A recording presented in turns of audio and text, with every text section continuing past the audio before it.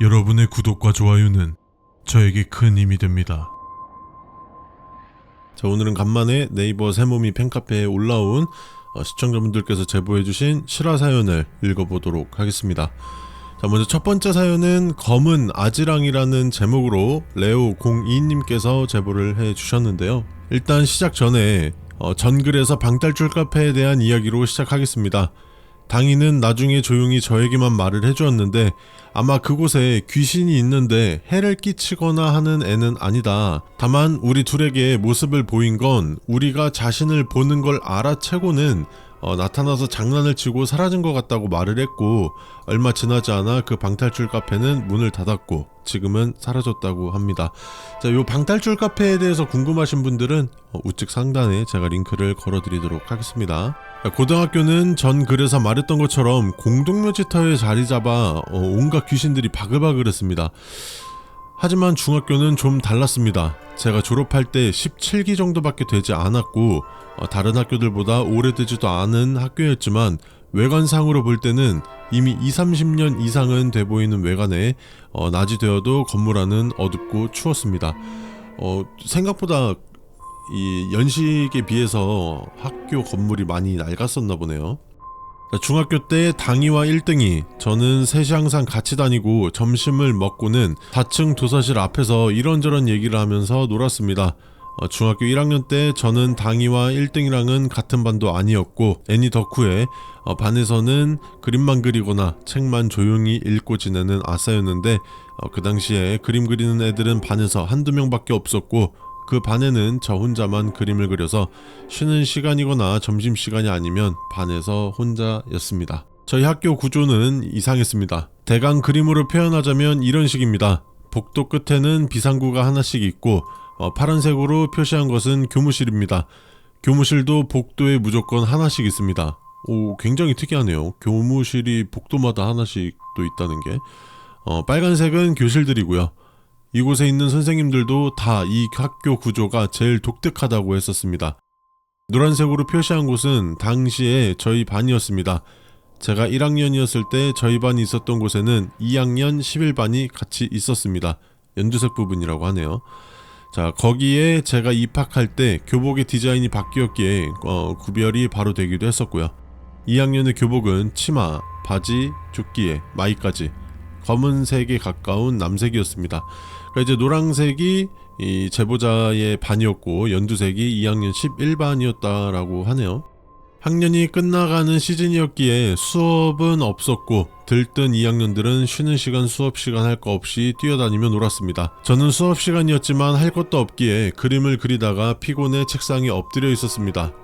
2학년들은 또 복도에 뛰어다니는지 시끌벅적했고 선생님들도 무시하는 정도였습니다. 그러다 복도 창문에 검은색의 무언가가 빠르게 비상구 쪽으로 향하는 모습을 보았습니다. 처음에는 또 2학년인가 했습니다. 하지만 비상구의 문은 잠겨 있었고 그쪽으로 달려갔다면 문에 부딪히는 소리가 그게 아니더라도 다시 돌아가는 모습이 보여야 했지만 그런 모습은 없었습니다. 점심시간에 당이에게 물어보니 당이는 그냥 그런 놈이니 무시하라고 했었습니다. 하지만 그로부터 며칠 후 도서실에서 창문 밖으로 무언가가 한 바퀴를 돌더니 아래로 떨어지는 모습이 보였습니다. 복도를 뛰어다니고 높은 층에서 떨어지는 모습을 며칠 동안 반복해서 보니 저게 대체 무엇일까라는 생각에 계속 신경이 쓰이다가 2학년이 된 후 학교 선생님 중 한 분의 모습을 더 이상 볼 수 없었습니다. 다른 곳으로 갔다는 말도 없었고 선생님들도 쉬쉬하며 다른 애들한테 말하지 말라고만 했었습니다. 그리고 당인은 저에게 슬쩍 와서 말을 하더군요. 너는 영안이 제대로 트인 게 아니라 제대로 보지 못해. 정확히는 네가 뭘 보고 있는 건지 모르는 거야. 검은 아지랑이처럼 보이겠지만 그게 일반 영가일 수도 있고 악기일 수도 있고 심지어는 저승사자일 수도 있어. 그런 게 아니라면 앞날을 알려주는 암시일 수도 있고. 근데 너는 그런 걸 정확히 몰라.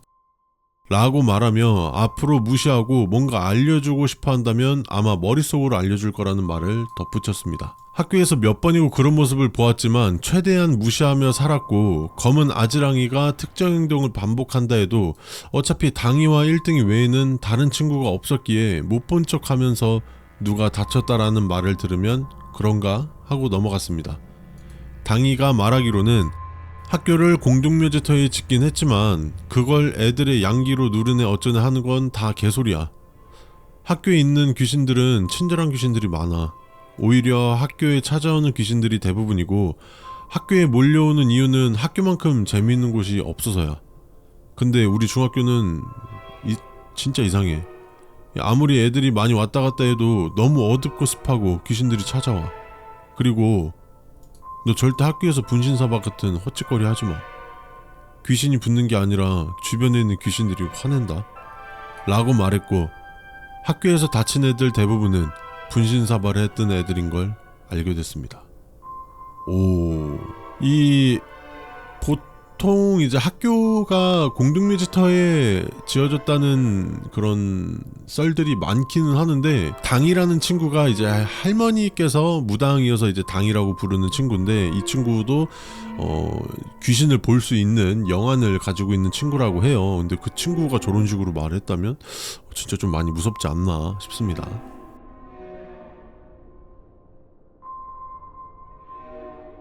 자, 두 번째 사연입니다. 명절 이후 생긴 변화들이라는 제목으로 이생님께서 제보를 해주셨는데요. 저는 교복을 벗을 나이를 바라보고 또 기대하는 여자입니다. 자, 여성분이신데 제가 여자 목소리를 못 내는 관계로 양해 부탁드리도록 하겠습니다. 자, 부족한 글솜씨로나마 조언이나 정보들을 얻고 싶어 늦은 시간 글을 써내려 가봅니다. 23년 추석이 다가오고 저는 시험기간이 코앞임에도 맛있는 음식들을 먹을 생각에 설레며 전을 부쳤습니다. 그리고 그 다음날 제가 부친 전들을 맛있게 드실 친척들 생각도 하고 돌아가신 할아버지도 흐뭇하게 웃고 계실 것 같아서 온몸이 아파옴에도 저는 마지막까지 웃으며 불판 앞에 앉아 있었습니다. 그런 제가 웃을 정도로 추석 당일날부터 연휴 마지막 날까지 저의 행복한 상상들과 기억들은 모두 불에 탄 재처럼 새까매져 있었습니다. 먼저 저는 강아지에 대한 부정을 타는 사람입니다. 쉽게 말하면 개를 먹는 사람과는 연이 깊게 닿아서는 안 된다는 거예요. 하지만 저의 친척들 중에선 개를 먹는 사람이 너무나도 많았었죠. 저희 집은 저희 본가에서 전을 부쳐가고 나머진 할머니 댁에서 준비를 합니다. 그리고 당일날 모든 가족들이 할머니 집으로 모여서 제사를 지내죠. 제가 여자여서 그런 건지 제 눈앞에 시험이 먼저라는 걸 이해한 건지는 몰라도 저는 굳이 갈 필요가 없었습니다. 그래서 직접적으로 볼 일은 없으니 물건만 조심하면 된다고 생각하여 아무것도 가져오지 말라고 하고 싶은 마음이 들었으나 아빠의 기대감을 저버리고 싶지 않아서 그날은 방 밖으로도 나가지 않았습니다. 문을 여는 순간 가족들에게 절대 아무것도 가져오지 말라는 말을 한 것 같았거든요. 가족들이 오기 전까지 약간의 불안감과 큰 행복감을 가지고 책상에 앉았습니다. 책을 펼쳐 1시간가량 공부를 하고 게임을 10분간 한판하고 다시 공부를 1시간 동안 하기를 반복하여 하루 분량을 끝낸 후에야 가족들이 집으로 올 시간이 되어갔습니다. 아침 11시 25분경 코끝에서 맡아본 적도 없고 다시는 맡지 않아야만 하는 냄새가 스쳐 지나갔습니다. 그리고 방금 말을 했듯 맡아본 적도 없는 냄새임에도 저는 직감적으로 개의 냄새임을 알아챘습니다. 건강한 개한테서라면 나지도 않고 나서는 안 되는 냄새였죠. 코끝을 깊게 찌르는 누릿한 냄새인 걸 보니 죽은 개인 것 같았습니다. 아파트에 살지만 냄새가 나는 범위 내에선 그 누구도 강아지를 키우진 않았습니다. 애완동물 자체가 없었습니다. 옆집의 냄새라기엔 너무나도 이상한 거죠. 냄새가 나기 시작한 지 10분쯤 지났을까, 서서히 사라지길래 한시름 놓았구나 싶은 마음이 잠깐 들었습니다. 그리고 그 마음은 그 다음날 저녁에 사라졌습니다. 점심쯤까지 괜찮았던 속이 저녁이 되자 멀미와도 눌렁거리기 시작했습니다. 소화불량은커녕 저녁을 부족할 만큼 먹었기에 절대 신체적으로 문제일 리는 없었습니다. 아무리 소화 문제라고 해도 저는 익숙할 뿐만 아니라 항상 금방 낫기 마련이었기에 이렇게까지 오래가는 건 이상하다 싶었습니다. 저는 잠시 고민을 한 뒤 굵은 소금 반 티스푼을 한 모금 반 분량의 물에 녹지 않을 정도로 풀어 마셨습니다. 아팠던 그 시간은 장난이었다는 듯 통증은 바로 사그라들었고 저는 평소의 상태로 돌아왔습니다. 아직까지도 하루에 한 번 쑥을 태우고 소금을 물에 타 마십니다. 지금은 개 냄새는 나진 않지만 앞으로 평생 다신 그 냄새를 맡을 일이 없길 바라며 수많은 경험담 중 첫 번째 챕터를 마무리하겠습니다.